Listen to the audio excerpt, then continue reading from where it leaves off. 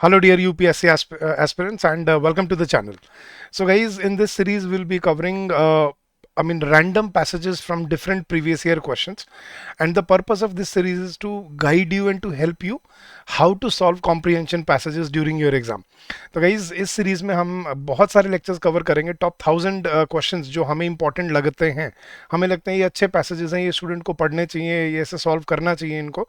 वो पैसेजेस हम आपके लिए लेके आएंगे और आपको रेगुलर बेसिस पे हम आपको प्रैक्टिस कराते रहेंगे। ये अगले साल 2026 को टारगेट करने के लिए है, क्योंकि ये जो स्किल्स होते हैं इनको डेवलप करने में टाइम लगता है। ये 1 महीने का 2 महीने का खेल नहीं है, ठीक है। यूपीएससी है गाइस, हलवा नहीं है, तो समझना है आपको।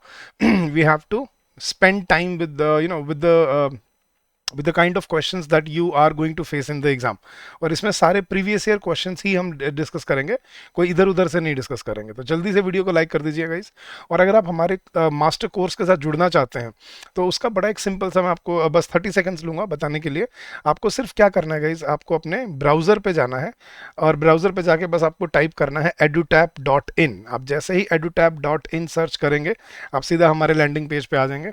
यहाँ पे आप नीचे स्क्रॉल करिए, आपको ये लास्ट जो है सी सेट कोर्सेज, यहाँ पे आपको ऑप्शन दिखेगा, इस पर क्लिक करेंगे और आपको मिलेगा हमारा एडुटैप का यूपीएससी का मास्टर कोर्स।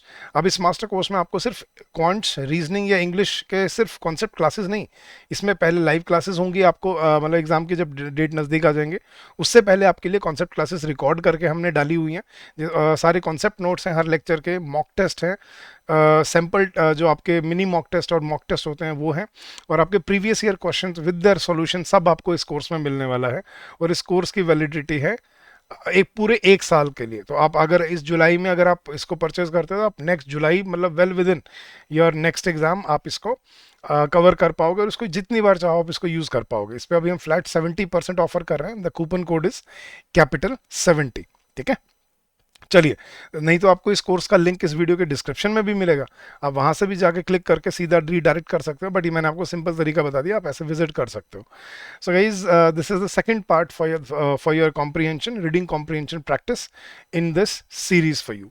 तो चलिए गाइज शुरू करते हैं। तो आज हम 4 पैसेजेस डिस्कस करेंगे और एक मैं आपको होमवर्क भी दूंगा जिसका आंसर आपने मुझे इस वीडियो के कमेंट सेक्शन में देना है, ठीक है। चलिए गाइज, तो सबसे पहले आपको क्या करना होता है जब आपको कॉम्प्रीहेंशन सॉल्व करना है ना, always look at the demand, the requirement of the question, कि उसने पूछा क्या है।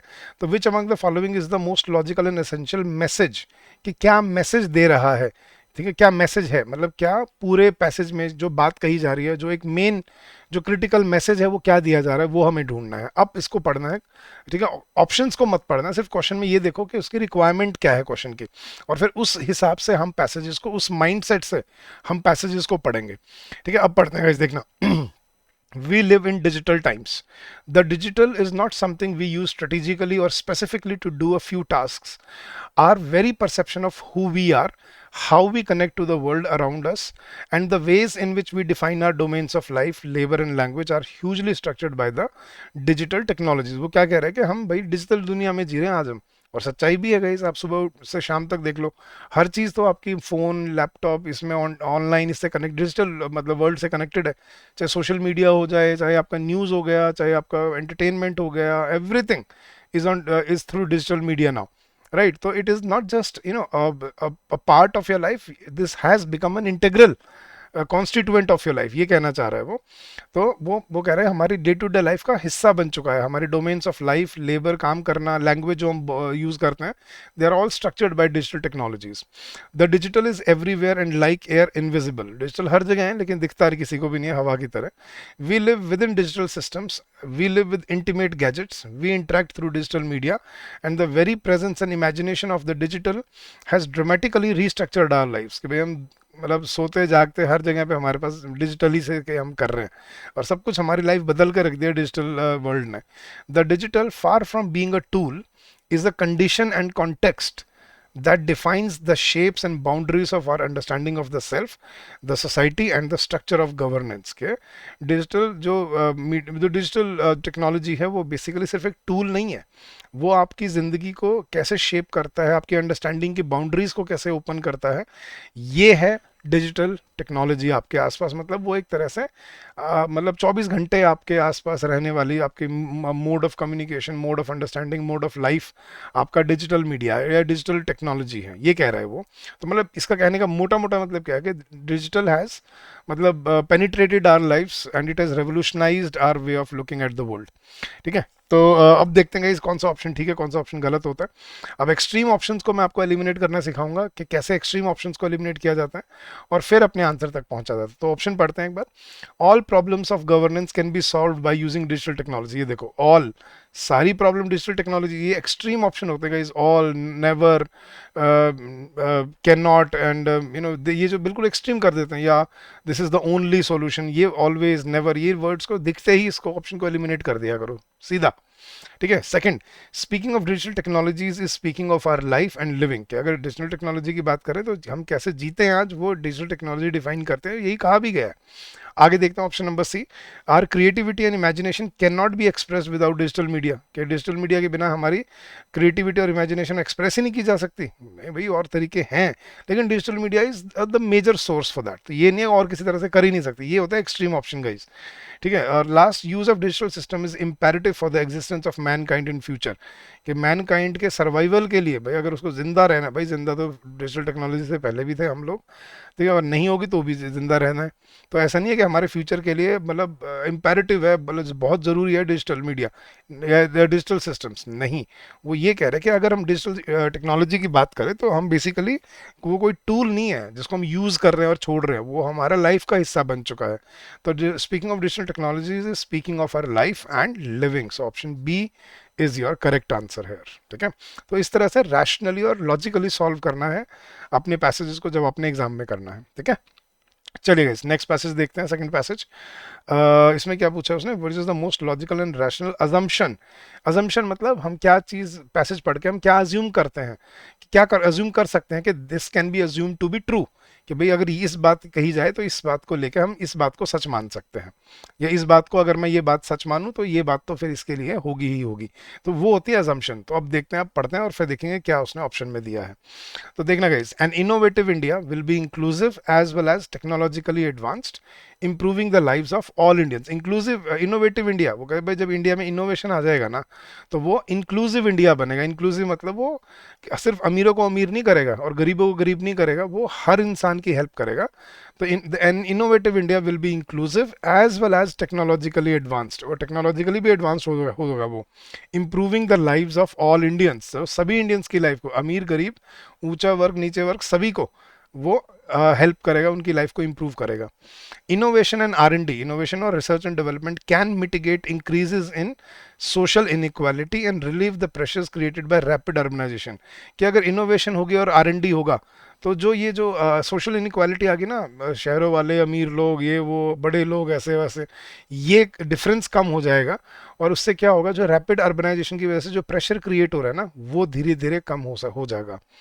The growing divergence in productivity between agriculture and knowledge intensive manufacturing and services, कि जो प्रोडक्टिविटी है एग्रीकल्चर की, अगर आपको पता है कि भाई 52% पॉपुलेशन एग्रीकल्चर में डिपेंडेंट है, लेकिन कंट्रीब्यूशन जीडीपी में सिर्फ 16-17% है एग्रीकल्चर का, तो ये जो डिफरेंस है एग्रीकल्चर का बिटवीन एग्रीकल्चर और मैन्युफैक्चरिंग और सर्विसेज के बीच में, threatens to increase income inequality. इससे क्या खतरा है कि इनकम इनइक्वालिटी बढ़ सकती है, और बढ़ भी रही है। जो नौकरी कर रहा है वो लाख लाख 1.5 लाख रुपए महीने कमा रहा है, बेचारा किसान को पूरे साल मेहनत करके उसको शायद कहीं 80,000 90,000 रुपए बचते होंगे जिंदगी में, मतलब एक साल में, पूरे एक साल में। राइट, तो कितना डिफरेंस आ रहा है यार, तो बहुत ज़्यादा ये इकोनॉमिक इनकम इनक्वालिटी है। By encouraging India's R&D labs and universities to focus on the needs of poor people and by improving the ability to of informal firms to absorb knowledge and innovation and research agenda can counter this effect, कि अगर India में R&D labs और university को focus करें कि भाई वो गरीब लोगों को के ऊपर ध्यान देके और मतलब काम करें, और ऐसी फर्म्स की, इनफॉर्मल फर्म्स की एबिलिटी को इम्प्रूव करें ताकि वो नॉलेज एब्जॉर्ब कर सकें, इनोवेशन ला सकें, जिससे क्या होगा, गरीब लोग भी नौकरी कर पाएँ, उनको भी रोजगार मिल पाए, तभी ये इनकम इनक्वालिटी कम हो पाएगा। Now inclusive innovation can lower the cost of goods and services, create income earning opportunities for the poor people. Innovation से क्या होगा, अगर इनोवेशन होगा, R&D होगा, तो देखो गाइस, अब वो क्या कह रहा है कि अगर देखो वही एक फैक्ट्री जो अब शहर में इकोनॉमिक जोन में लगती है, वहाँ पे उसको कमर्शियल रेट के पैसा पे पानी लेना पड़ता है, कमर्शियल रेट पे उसको बिजली के पैसे देने पड़ते हैं। ठीक है, और फिर जो वहाँ पे पड़े, जो वहाँ पे जो लोग नौकरी करते हैं, उनको इनकम भी फिर शहर के हिसाब से देनी पड़ती है। सोचो अगर यही फैक्ट्री एक गाँव वाले एरिया में होती, तो सबसे पहले गाँव वाले लोगों को उसका बेनिफिट मिलता, ठीक है, उनको नौकरी मिलती। दूसरी चीज़, गांव में पानी सस्ता, बिजली सस्ती मिलती, तो बेनिफिट किसका है? दोनों का ही नहीं है। तो अगर भैया कि गांव वाले क्यों नहीं करते, भाई गांव में पढ़े लिखे लोग नहीं है, वहां पे नौकरी कैसे करेंगे, ये प्रॉब्लम आती है सामने। तो अगर गांव वाले लोगों को पढ़ा लिखा बना दिया जाए, वहां पे नॉलेज अब्जॉर्ब हो, वहां पे इनोवेशन और R&D हो, तो फिर ये प्रॉब्लम खड़ी होगी ही नहीं हमारे सामने। तो क्या बोल रहा है कि innovation, sorry, inclusive innovation, inclusive innovation मतलब जो हर वर्ग के इंसान को ध्यान में रख के की जाती है। तो inclusive innovation can lower the cost of goods and services and create income earning opportunities for the poor people. कि उनको गुड्स एंड सर्विसेज की कॉस्ट उनको सस्ती पड़ेगी, जो भी प्रोडक्शन या मैन्युफैक्चरिंग कर रहा है, और जो गरीब लोग हैं उनकी इनकम अर्निंग अपॉर्चुनिटीज बढ़ जाएंगी। तो ये दोनों के लिए ही बेनिफिशियल है, ये कहना चाह रहा है वो। अब इसमें क्या अजम्पशन ले रहा है वो देखना। Innovation and R&D is the only way, ये देखो, ये होते हैं एक्सट्रीम ऑप्शन गाइस, ये कहीं कभी भी ठीक नहीं होते। एक्सट्रीम ऑप्शन कभी भी आपके एग्जाम में ठीक नहीं मिलेंगे, याद रखना, ठीक है। Next, every rapidly growing country needs to minimize divergence between productivity in agriculture and other. हर कंट्री को हर कंट्री को ये करना पड़ेगा कि डाइवर्जेंस कम करनी पड़ेगी एग्रीकल्चर और उसके बीच में। यहाँ पे तो इनोवेशन और R&D की बात हुई है, तो दिस इज, आई फील कि this is incorrect. See, inclusive innovation and R&D can help create an egalitarian society. Yes, ये कह रहा है वो, इगलिटेरियन मतलब जो सभी के लिए बनी है और सभी को, जिसका फायदा सभी को होता है, सिर्फ अमीर अमीर नहीं होते, गरीब गरीब नहीं रह जाते, उसमें सभी को अपॉर्चुनिटीज और बेनिफिट्स मिलते हैं। तो इनोवेशन, इंक्लूसिव इनोवेशन और इंक्लूसिव R&D से ये हो सकता है, जो उसने बोला भी है क्लियरली, तो यस। एंड फोर्थ देखना है, rapid urbanization takes place only when a country's economic growth is rapid. ये देखो एक्सट्रीम ऑप्शन आ गया, ओनली सही हो गया, अपने ऑप्शन एलिमिनेट, और हमारे पास आपका अपना आंसर पहुंच गया। तो option C is your correct answer. तो ऐसे आपको क्वेश्चन को टारगेट करना है, पैसेज को समझना है, और फिर अपने ऑप्शंस को देखना है कैसे वो बड़े सिंपल हो जाते हैं, इजी बन जाते हैं आपके लिए। चलिए गाइस, नेक्स्ट पैसेज पे देखते हैं। इन्फ्रेंस पूछा है उसने।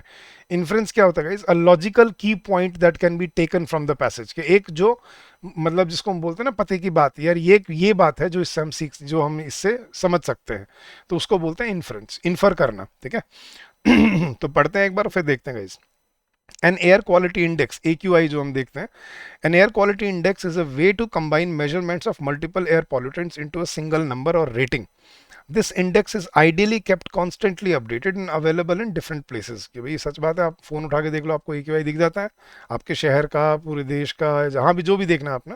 तो AQI एक वो, एक मतलब एक मेजरमेंट का तरीका होता है कि कितने पॉल्यूटेंट्स हैं एयर में, ठीक है, और उसको एक नंबर में बताया जाता है कि इतने, मतलब कहते हैं कि 80 तक वो ठीक रहता है, 80-70 तक, उसके ऊपर फिर वो ऑरेंज येलो रेड सारा ही चलता है फिर। तो उसने बोला this index is ideally kept constantly updated and available in different places, और ये हर जगह अवेलेबल भी होता है और अपडेटेड भी रहता है। The AQI is most useful when lots of pollution data are being gathered and when pollution levels are normally but not always low। वो क्या कह रहे हैं, AQI कब काम आता है? जब एक तो मतलब कॉन्स्टेंटली डेटा इकट्ठा किया जाता रहता है AQI का, और जहाँ पे पॉल्यूशन लेवल्स नॉर्मली लो रहते हैं। कभी कभार होता है कि वो बढ़ते होंगे, कोई इन रेयर इंसिडेंसेस, जो कभी कभी होता है, लेकिन अब उसने क्या बोला है, जैसे बट नॉट ऑलवेज।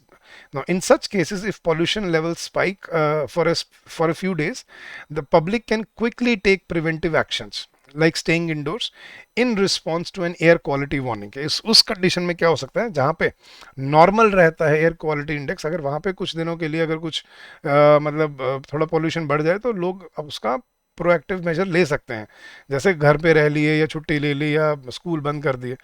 अनफॉर्चुनेटली अब वो आया अपनी असली बात पे, unfortunately that is not urban India. लेकिन ये अर्बन इंडिया की कहानी नहीं है। Pollution levels in many large Indian cities are so high that they remain well above any health or regulatory standard for large part of the year। कि हमारी cities में तो क्या हालत है, पॉल्यूशन लेवल्स हमारी मेजर जो सिटीज़ हैं उसमें वो मतलब पूरे साल, ठीक है, हेल्थ या रेगुलेटरी स्टैंडर्ड से ऊपर ही रहते हैं, मतलब खतरे में ही रहते हैं वो पूरे साल वो। If our index stage in the red और dangerous region day after day, अगर डेली अगर आपका मतलब जो पोल्यूशन लेवल है अगर वो है ही हमेशा ही रेड रेड जोन में ही चले जा रहा है, there is not much one can do, कि भाई क्या करेगा फिर उस केस में ये आदमी, other than getting use to ignoring it, उसको इग्नोर करना शुरू कर देंगे। दिल्ली में जाके पूछो किसी से, तुम देखते हो ये क्या ही उठ के क्या है दिल्ली का, उनको पता है यार कोई भाई 150-200 से नीचे तो मिलना ही नहीं है, और कभी हो गया मतलब विंटर आ गई, स्टबल बर्निंग होगी, तो फिर वो पहुंच जाता है 400 600 700 800 पर। तो वहां पे जब लोग रोज ही वो डेंजरस जोन में, तो फिर क्या करेगा इंसान जो वहां पे जो रहता है दिल्ली में या बड़े शहरों में, वो अवॉइड करेगा उसको, और क्या ही करेगा भाई, राइट। तो ये कहना चाह रहे हो कि भाई हमारे शहरों में AQI का कोई पर्पस नहीं है, क्योंकि हमारे शहर में most of the times air quality index जो है वो हाई रहता है, रेड में या डेंजरस जोन में रहता है। तो क्या इन्फ्लुएंस देखना गई, are governments are not responsible enough to keep our cities pollution free. हमारी सरकार जिम्मेदार नहीं है, मतलब हमारी सरकार कोई काम की नहीं है इसके लिए। सरकार क्या करेगी जब हमें हमें ही नहीं पता कि हमें पॉल्यूशन लेवल उसके बारे में अवेयरनेस क्या है, डजंट मेक एनी सेंस, ये मेंशन भी नहीं है पैसेज में। Second, there is absolutely no need, ये देखो ये होता है extreme option, for air quality indices in our country, कोई जरूरत ही नहीं है, नहीं। Air quality index is not helpful to the residents of many of our large cities, yes. In every city public awareness about pollution problem should increase, ये करना चाहिए, ये अजम्पशन है, ये इन्फ्रेंस नहीं है पैसेज का। इसलिए मैं कहता हूँ पहले क्वेश्चन पहले ध्यान से पढ़ा करो, क्वेश्चन की डिमांड क्या है। अब सुनने में आपको डी ठीक लग रहा है ना बिल्कुल का, हाँ सर सभी लोगों को अवेयरनेस होनी चाहिए, ये होना चाहिए, वो अजम्पशन है, वो उसका सॉल्यूशन है, लेकिन उसने तो पूछा है इन्फ्रेंस क्या है पैसेज का, पैसेज में जो बात कही गई है, जो मोटी मोटी बात जो है वो क्या है, वो थी आपकी ऑप्शन नंबर सी, कि air quality index is not helpful to the residents of many of our large cities, कोई फायदा नहीं है उसका, क्योंकि वो सारे दिन खतरे में ही है। तो ये है की पॉइंट जो पैसेज में मेंशन कर रहा है, जिसको हाईलाइट करने की कोशिश की है उसने। So option C is your correct answer. चलिए नेक्स्ट चलते हैं गाइस, पैसेज नंबर 4। फिर से इसने इन्फ्रेंस पूछा है, पैसेज में क्या इन्फ्रेंस है तो पढ़ते हैं और फिर देखें इसमें क्या आंसर होना चाहिए। India accounts for nearly a fifth of the world's child's death. क्यों, क्या कह रहा है कि इंडिया में लगभग लगभग दुनिया में जितनी चाइल्ड डेथ होती हैं उसकी 1/5 इंडिया में होती हैं। 1/5 मतलब अगर मान लो अगर 5 बच्चों में से, अगर दुनिया में 5 बच्चों में से 5 बच्चे अगर मरते हैं तो उनमें से एक बच्चा इंडिया में मरता है। ठीक है, तो in India accounts for nearly a fifth of world's child deaths.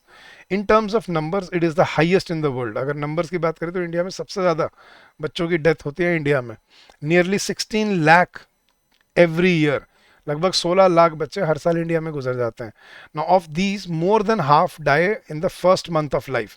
16 lakh में से लगभग लगभग 8 लाख जो मतलब पहले महीने में ही गुजर जाते हैं।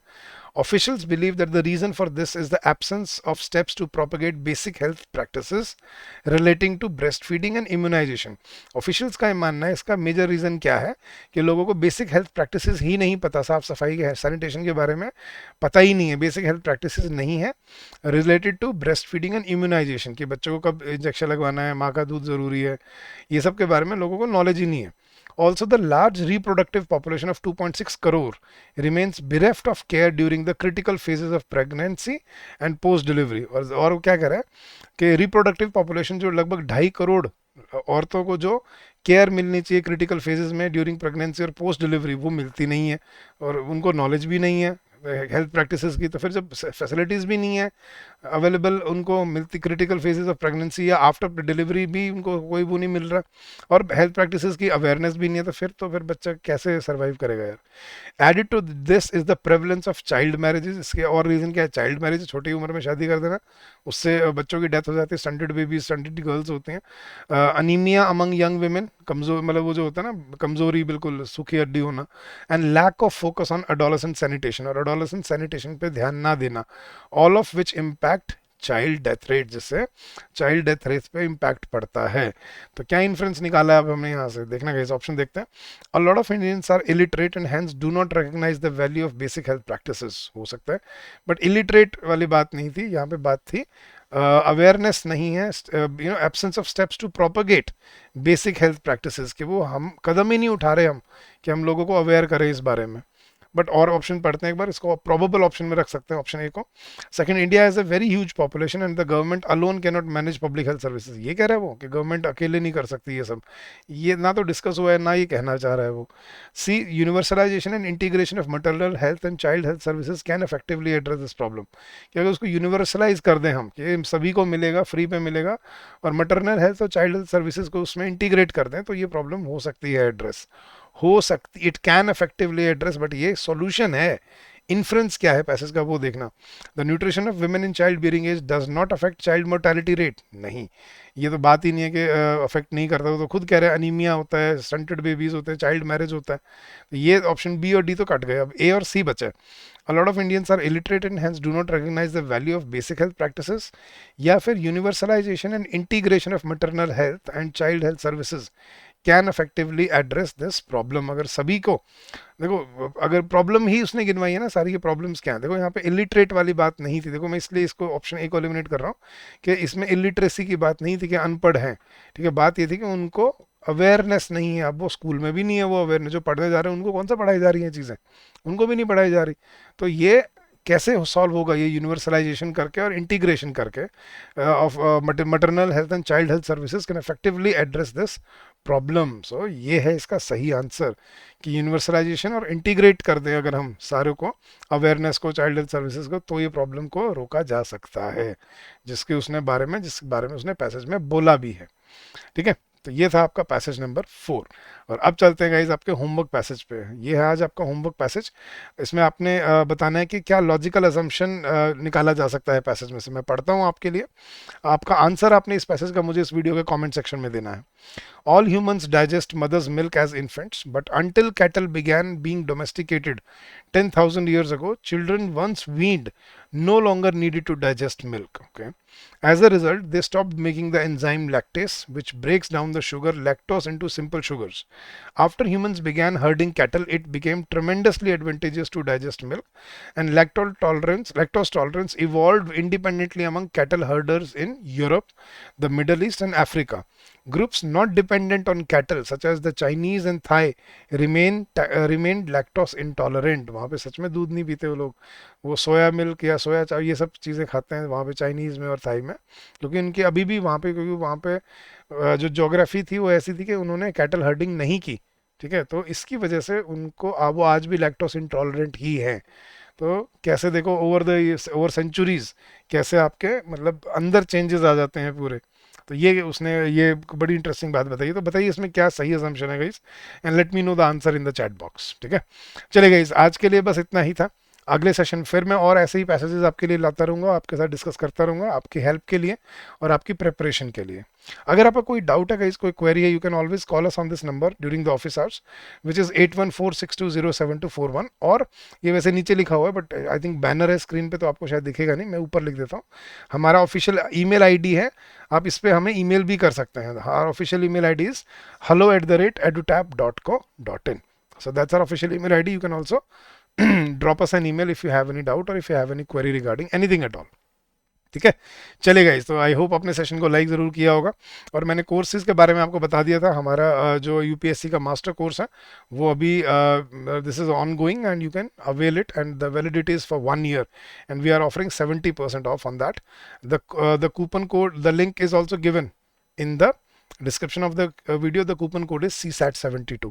So thank you so much for this, for your patience and for your receptiveness. I hope this will help you in your journey ahead.